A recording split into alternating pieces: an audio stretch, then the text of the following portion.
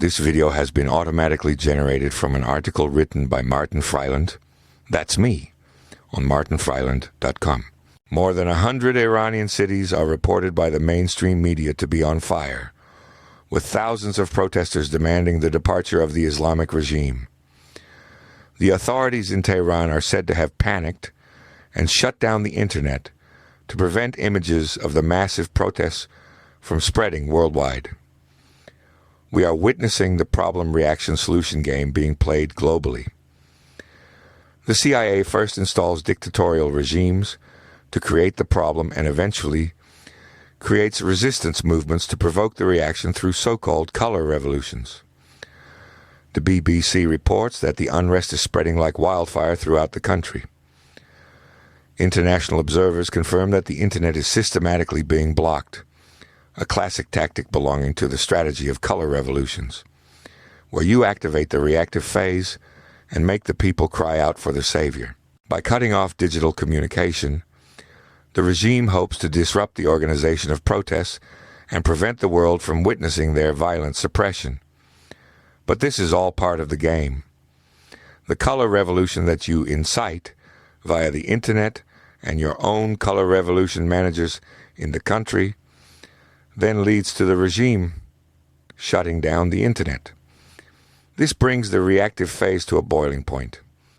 Then you can make a quick intervention that results in regime change and install a new puppet who embraces the solution provided by you, by the U.S. That solution then feels like salvation because you first cornered the population financially with the sanctions imposed by you. The new regime will embrace your financial recovery support in the form of loans, and you can easily bring the population under a digitally tokenized technocratic regime under the guise of democratic freedom and salvation. So we can count on regime change in Iran, but it is not just a spontaneous process. Mohammad Reza Shah Pahlavi, the last Shah, king of Iran, was overthrown in 1979 through a CIA revolution to be able to play the game outlined above. Then came the Ayatollahs, who imposed strict rules on the population and were allowed to stir up tensions with the West. The problem phase in the problem-reaction-solution game. And now we are in the reaction phase, where the people are brought into the mode of calling for salvation through color revolution managers.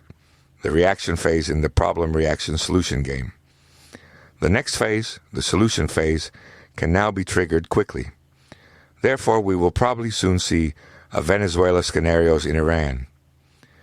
It is possible that we will also see an American intervention there, and the current Ayatollah will be arrested.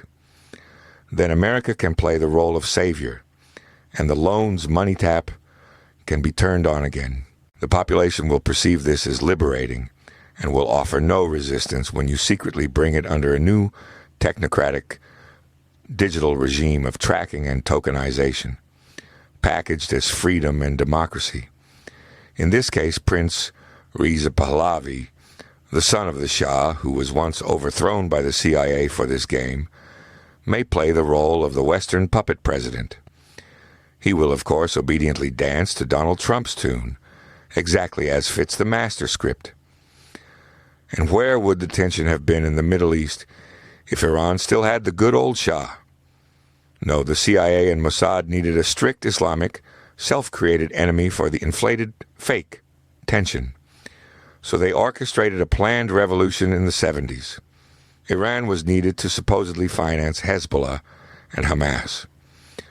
Without tension, there will be no acceleration. Peace on earth is only nice in a Christmas carol and for show if you want to launch a savior and peacemaker.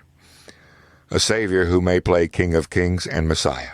And the government shall be upon his shoulder, and his name shall be called Wonderful Counselor, Mighty God, Everlasting Father, or as Mark Rutte said, Daddy, and Prince of Peace. By the way, that is a religious text from that well-known script book, Isaiah 9, verse 5. You may guess who will play that role. Yes, you guessed it, Donald Trump. In that context, be sure to read the book, Messiah Trump. Okay, that was it again. Share and like this video and See you next time.